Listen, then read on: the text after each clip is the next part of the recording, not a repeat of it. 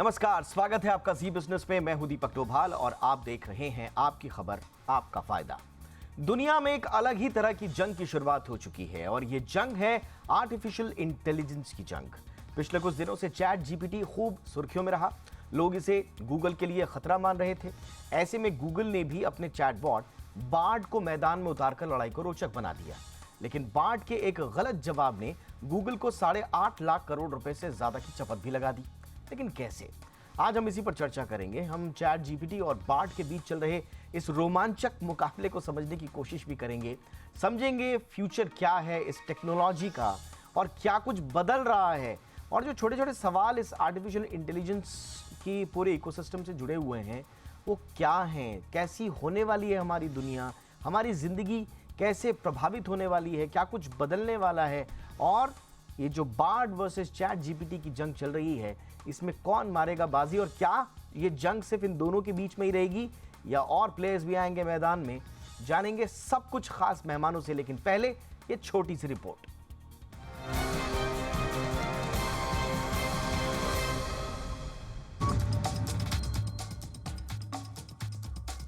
Metaverse का रोमांच अभी पूरी तरह से परवान चढ़ा भी नहीं था कि आर्टिफिशियल इंटेलिजेंस से जुड़ी टेक्नोलॉजी का रोमांच लोगों के सिर पर चढ़कर बोलने लगा। एआई की दुनिया में तहलका मचाने के लिए चैट जीपीटी मैदान में आ गया। ओपन एआई का ये चैटबॉट पिछले कुछ दिनों से दुनिया भर में सुर्खियों में रहा है। इसे आर्टिफिशियल इंटेलिजेंस की दुनिया का चमत्कार तक कहा जाने लगा। लोगों ने यहाँ तक कहना शुरू कर दिया कि आने वाले दिनों में ये गूगल के लिए बड़ा खतरा साबित हो सकता है। हो भी क्यों ना, माइक्रोसॉफ्ट ने चैट जीपीटी को बिंग में शामिल करने का फैसला जो कर लिया है। माइक्रोसॉफ्ट के इस कदम से टेक जायंट गूगल के कान खड़े हो गए हैं। सर्च इंजन में मोनोपोली रखने वाला गूगल का चौकन्ना होना लाजमी भी है। उसने भी चैटबॉट के तौर पर मैदान में अपने एआई टूल को उतारने का फैसला किया है। गूगल ने अपने चैटबॉट का नाम बार्ड रखा है।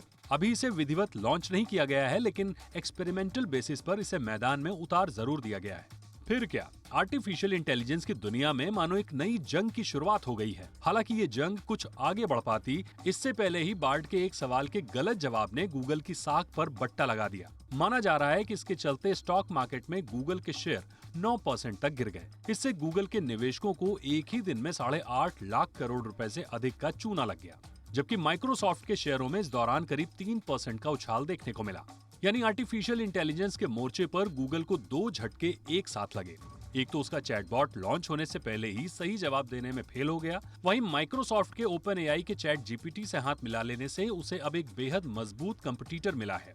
सो अलग गूगल और माइक्रोसॉफ्ट की लड़ाई अब इस मोड़ पर आ गई है कि माइक्रोसॉफ्ट के सीईओ ने गूगल को सीधी चुनौती देते हुए एआई की दुनिया में रेस की शुरुआत का ऐलान कर दिया है। जानकार भी मानते हैं कि गूगल की राह आगे और कठिन हो सकती है।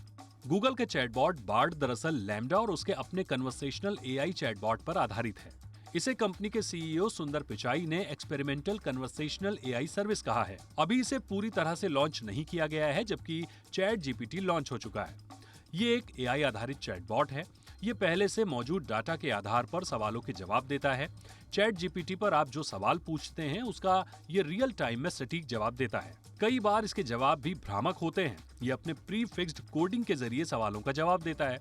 हालांकि चैट जीपीटी कम समय में इतना लोकप्रिय हुआ कि 2 महीने के भीतर ही इसने 10 करोड़ यूजर्स का आंकड़ा पार कर लिया। फिलहाल तो आर्टिफिशियल इंटेलिजेंस इंटरनेट की दुनिया का गेम चेंजर साबित होने वाला है। एआई के आने के बाद सर्च इंजन बीते दिन की बात हो सकती है, लेकिन क्या वाकई एआई के जवाबों का आंख बंद कर भरोसा किया जा सकता है? फिलहाल तो इसका जवाब नहीं है, लेकिन आगे इसके एफिकेसी रेट में जरूर सुधार होगा और आने वाला दौर एआई का होगा। ब्यूरो रिपोर्ट, जी मीडिया। बहुत ही खास मेहमान इस वक्त हमारे साथ जुड़ चुके हैं। सबसे पहले परिचय आज के मेहमानों को आपसे करा दें। हमारे साथ हैं अंकुश सभरवाल, जाने माने आर्टिफिशियल इंटेलिजेंस एक्सपर्ट हैं। सभरवाल साहब, बहुत बहुत स्वागत है आपका। हमारे साथ है अमित दुबे, हमारे जाने माने आर्टिफिशियल इंटेलिजेंट और social media expert. Amit ji, आपका बहुत बहुत स्वागत है। और हमारे साथ है जितेन जैन, जो कि जाने माने साइबर एक्सपर्ट हैं। जितेन, आपका भी बहुत बहुत स्वागत है। अंकुश जी, चर्चा की शुरुआत आपसे ही। ये क्या चल रहा है?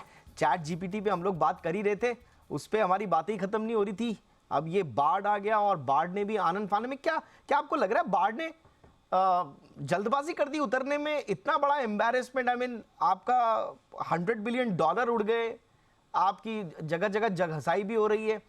इतनी मैच्योर कंपनी का इतना इमेच्योरिटी वाला डिसीजन क्या रह गया, क्या हो गया सर? या ये आर्टिफिशियल इंटेलिजेंस में होता ही है? ये एक तरह से बता रहा है कि यही तो आर्टिफिशियल इंटेलिजेंस है जिसमें खामियां भी हैं।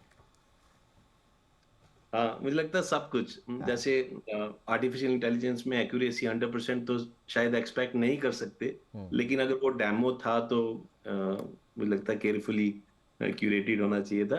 लेकिन जैसे गूगल ने अगर जल्दी की है या नहीं, मुझे लगता है गूगल ने तो सबसे पहले ही, अगर आप देखें तो ऐसे मॉडल्स लॉन्च किए थे जैसे लैम्डा, जो जिसके बेस में बार्ड है वो गूगल का ही है। उससे पहले बर्ड, काफी कन्वर्सेशनल एआई कंपनीज वो ऑलरेडी बर्ड यूज कर रही हैं एनएलयू के लिए, और मुझे लगता है गूगल का यहाँ पे आना तो तय था। हाँ, शायद थोड़ी जल्दी कर दी क्योंकि मार्केट रिपोर्ट्स ऐसी आ रही थी कि इज गूगल गेटिंग किल्ड और समथिंग। तो मुझे लगता है कि अभी भी अगर आप गूगल के पास जो डेटा का एज है, जैसे मैं हमेशा बोलता हूँ कि any AI platform is as good as the data it has. Google के पास जितना डेटा है तो मुझे लगता नहीं है कि किसी और के पास जितना होगा। अगर जो चैट जीपीटी, जो जीपीटी 3.5 में आधारित है, उसके पास जो है 175 बिलियन पैरामीटर्स हैं, अराउंड 570 जीबी का डेटा है। लैम्डा के पास 10-11 गुना ज्यादा है, 1.5 ट्रिलियन पैरामीटर्स, और वो इंटरनेट से भी कनेक्टेड है। तो अच्छा। मुझे लगता है गूगल के पास सब कुछ था ही, उनको तो लॉन्च करना ही था। तो डेमो तो खराब हो ही सकता है, तो मुझे लगता है वो मार्केट ने थोड़ा गलत रिएक्ट कर दिया उसके। ठीक है, थोड़ा समय लगेगा। कुछ गलत जवाब दिए हैं, लेकिन जैसा मैं कह रहा था अमित जी, ये ठीक है, कंपनी के लेवल पे जो भी टेक्नोलॉजी वाइज जो भी इसको आप ग्लिच कहें, ब्लंडर कहें, या फिर जो भी आप कहें इससे, वो ठीक है, कंपनी निपटेगी। लेकिन एक आम आदमी के लिए इसमें छिपा हुआ है कि ऐसा नहीं है कि ये इस तरह के जो एक्यूरेसी की बात की जा रही है। अच्छा, एक चीज़ दिलचस्प है, हमने देखा कि चैट जीपीटी ने पिछले 2 महीने में तो तहलका मचाई रखा था। अभी वो हमें पता चल रहा है कि यूएस में उसने लॉ का पेपर भी क्लियर कर दिया एकदम, है ना? तो इतनी तेजी से वो एक्यूरेसी की तरफ बढ़ रहा है।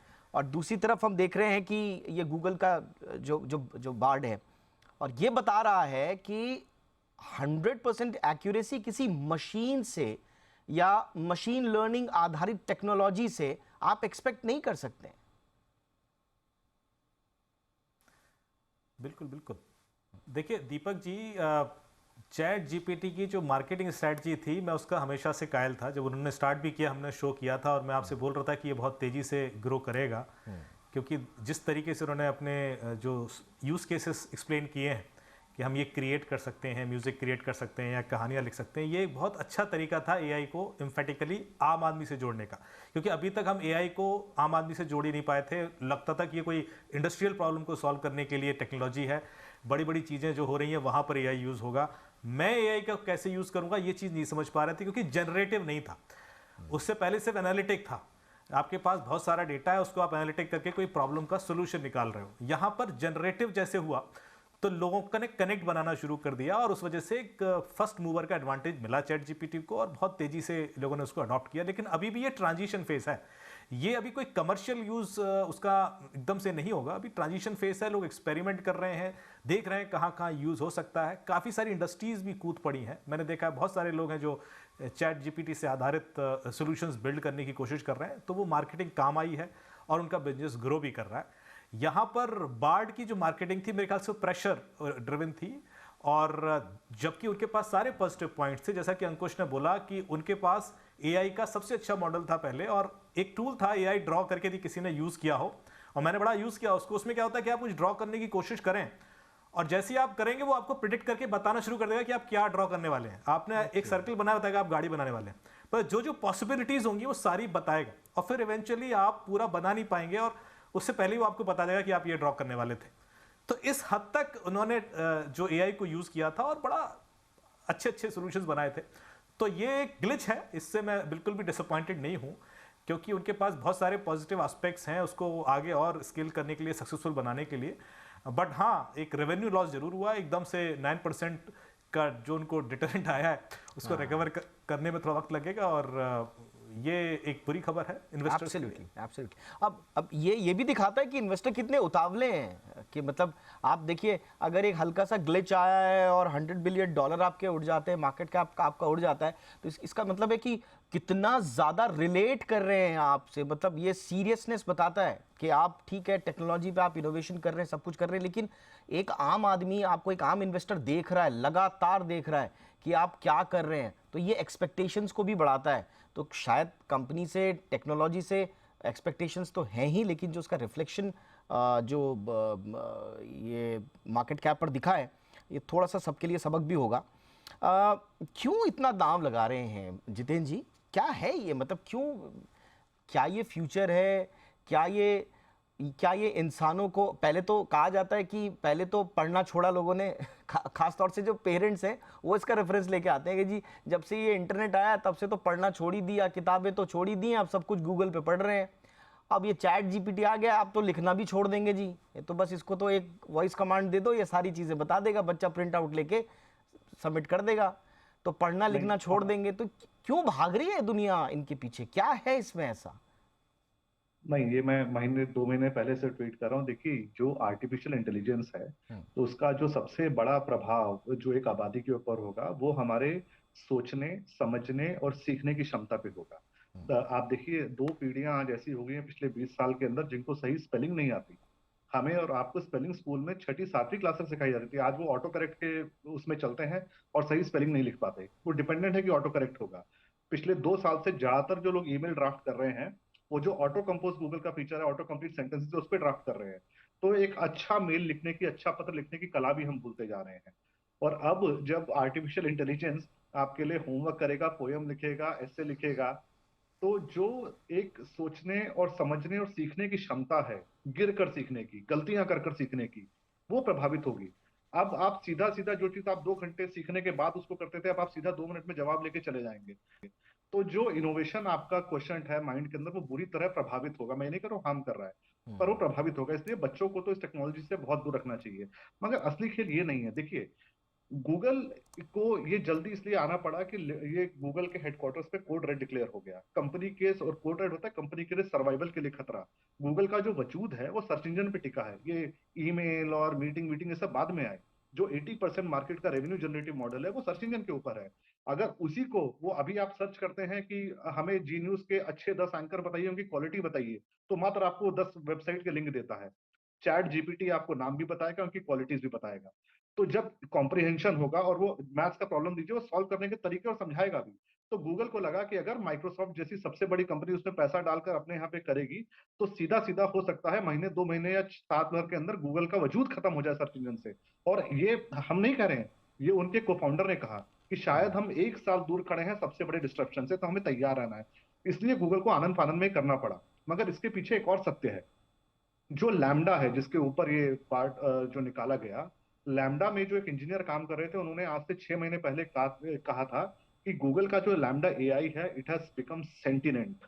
सेंटिनेंट का मतलब होता है उसके अंदर एक तरह से भावनाओं का आना, सोचना, समझना और महसूस ये काफी करने की कंट्रोवर्सी क्षमता। रही थी। हाँ, ये सही कह बहुत रहे हैं बड़ी बात थी जो विज्ञान को शायद पलट देती। उनको एडमिनिस्ट्रेटिव लीव पर भेज दिया गया, और गूगल ने कभी उस बात का खंडन नहीं किया, कुछ कहा नहीं। तो गूगल की जो टेक्नोलॉजीज है, वो हमेशा एडवांस टेक्नोलॉजीज को डिफेंस और इंटेलिजेंस के पर्पज से यूज करते आए हैं, सीआईए के साथ ये करते आए हैं। तो और जो दूसरी कंपनियां हैं, वो छोटा कुछ बना के सबसे पहले मार्केट में कूदती हैं। तो लोग ये मान के रखते हैं कि गूगल जब लॉन्च करेगा, वो 10 साल से उसके ऊपर काम कर रहे हैं। मगर उसके बावजूद जब उनके ये डेमो में गलती हो गई, तो इसलिए वो शेयर धराशायी हो गए कि शायद वो 10 साल की मेहनत खरी नहीं उतरी। और आखिरी सवाल मैं आपको कहूंगा, शायद पहले हमें पिछले कई 4-5 सालों से, 1 मिनट का समय ले रहा हूं, हमें ये एनालिटिकल टूल बेचे गए, बिग डेटा के एनालिसिस के नाम पे एआई बनाकर उसको समझाकर बेच दिया गया। और अमित बिल्कुल सही कह रहे थे, लोग समझ ही नहीं पाए कि एआई है कि तो किसी बड़ी इंडस्ट्रियल प्रॉब्लम का सॉल्यूशन है। अब जब लोगों को लग रहा है कि आम आदमी की जिंदगी में एजुकेशन से लेकर, बिजनेस से लेकर, न्यूज आर्टिकल से लेकर, न्यूज लिखने की कला या बताने की कला भी अगर एआई करेगा, तो अब अगला सबसे बड़ा सवाल जो सारे वैज्ञानिक बोल रहे हैं, क्या आने वाले मात्र एक दशक में, आने वाले 10 सालों के अंदर, क्या सच में एआई के अंदर भावनाओं का जन्म होगा? आज वो हमारी तरह सोच पा रहे हैं, समझ पा रहे हैं, नहीं, लिख पा रहे हैं। अब थोड़ा अब आप ज्यादा कर पाएंगे। हाँ, अब अंकुश, सॉरी, अब जितेन, बड़ी चुनौती अब जितेन, अब ज्यादा आप मुझे डराइए नहीं। अब आपने बहुत डरा दिया, आपने जो है एक ही लाइन कहूंगा, देखिए नहीं मैं जितेंद्र, एक ही मैं आ लाइन रहा हूँ, एक कहूंगा। छोटा सा ब्रेक लूंगा। अभी नहीं, क्या हुआ, मैं एक लाइन अभी आपके लिए अभी कह हाँ रहा हूँ। आ रहा हूँ मैं, अभी आ रहा हूँ मैं आपके पास। अभी कुछ दिनों पहले मैं लिंक्डइन पे था और हमारे किसी परिचित ने एक वीडियो जो है पोस्ट किया और उसमें ऊपर लिखा था कि news compiled by AI, voice overed by AI, और यहाँ तक कि थंबनेल भी जो है वो एआई ने बनाया हुआ था। तो मुझे ऐसा लगा एकदम से एग्जिस्टेंशियल क्राइसिस जिसको बोलते हैं कि मैं क्यों इस धरती पे, ये सारा काम तो एआई कर रहा है। रोबोट इंसान की तरह लिखना शुरू करेंगे और इंसान रोबोट की तरह समझना शुरू एब्सोल्युटली। करेंगे। थोड़ा सा रुकेंगे, थोड़ा सा समरवाल साहब से जानेंगे कि क्या वाकई में बोरिया बिस्तरा बांधने का समय आ गया है। अंकुश साहब, एक छोटे से ब्रेक के बाद आपसे सवाल पूछेंगे और फिर क्या किया जाए जब साहब सब कुछ एआई कर लेगा।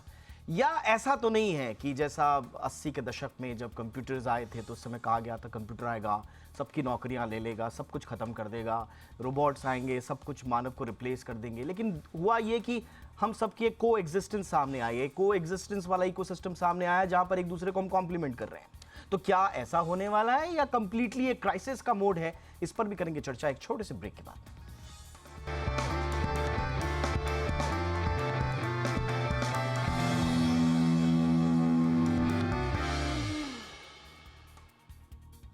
तो ब्रेक के बाद आपका स्वागत है। तो चैट जीपीटी वर्सेस बार्ड की चर्चा इन दिनों हर जगह हो रही है।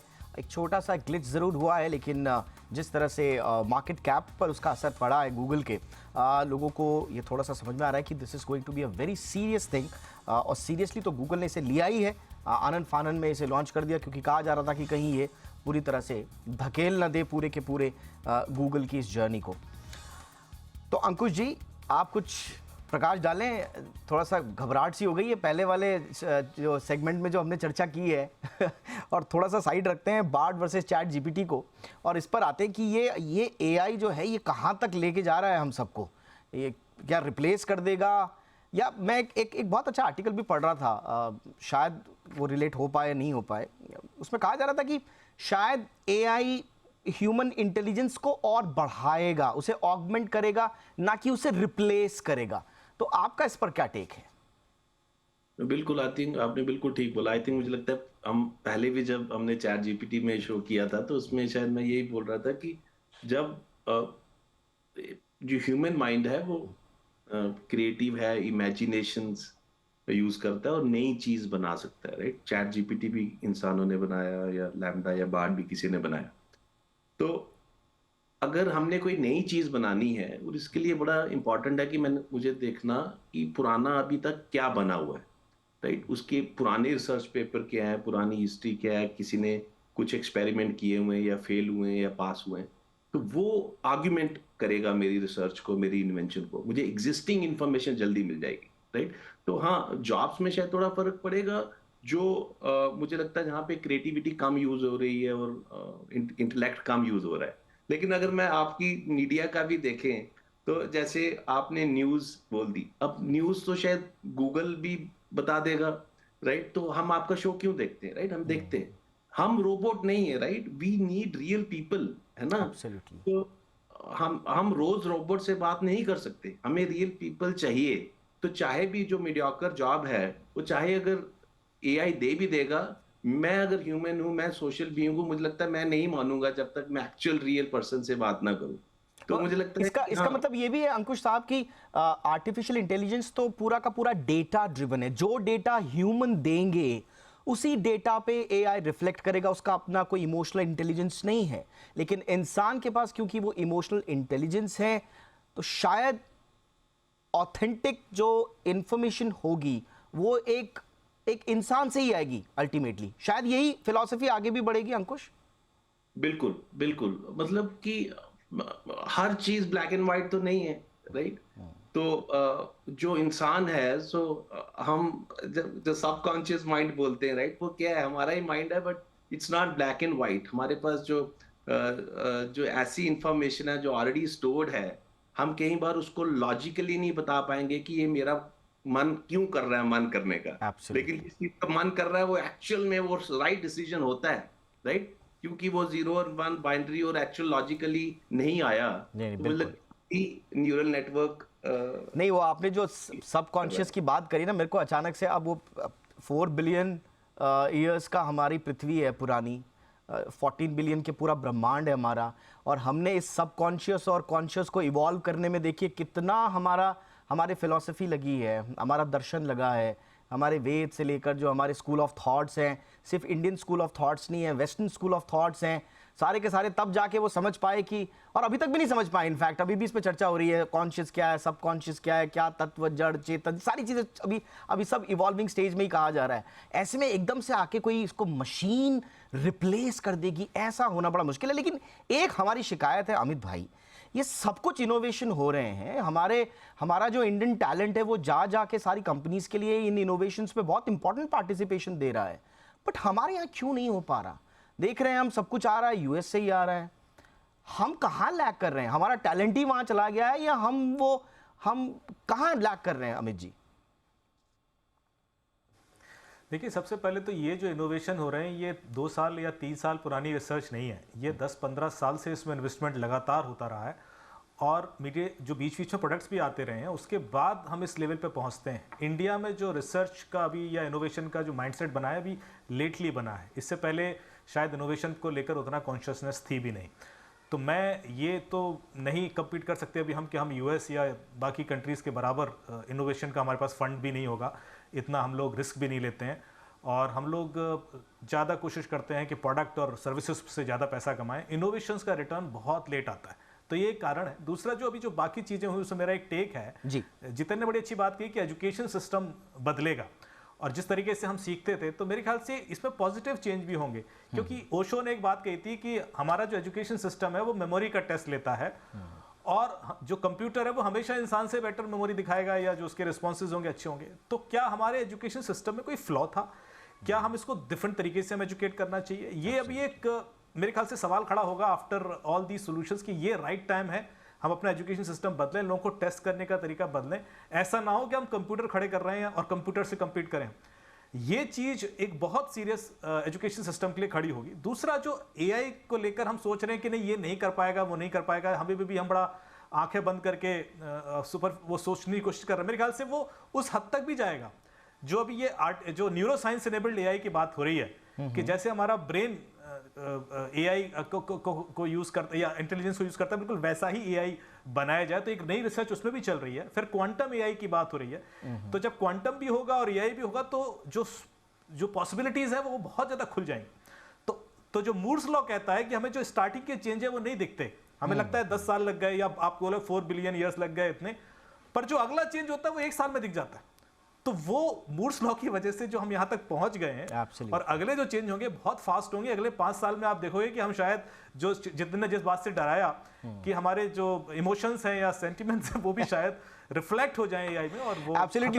मुझे एक चीज समझ में आ रहा है जितेंद्र, थोड़ा सा इस पे आप थोड़ा सा संक्षेप में इस पे हम कैसे करेंगे? एक जो नॉलेज वाली बात बोली है, ओशो का रेफरेंस देके अमित ने, शायद नॉलेज सिस्टम, इंफॉर्मेशन सिस्टम को शायद एआई रिप्लेस कर भी देगा, बट वो हमारे नॉलेज सिस्टम को कैसे करेगा? इमोशनल इंटेलिजेंस पे अभी कुछ हमारे पास बहुत ज्यादा पुख्ता जानकारी नहीं है, वो नहीं है। सॉफ्ट स्किल कहाँ से लाओगे एआई वाला जो, अल्टीमेटली तो ड्राइव ह्यूमन को ही करना है एआई से। तो सिर्फ इंफॉर्मेशन सिस्टम को आत्मसात शायद कर ले एआई, बट नॉलेज सिस्टम तो ह्यूमंस का ही रहेगा। मैं इसमें थोड़ा सा मेरा अलग जो है व्यू है। मुझे लगता है कि नॉलेज और इंटेलिजेंस दोनों में फर्क है।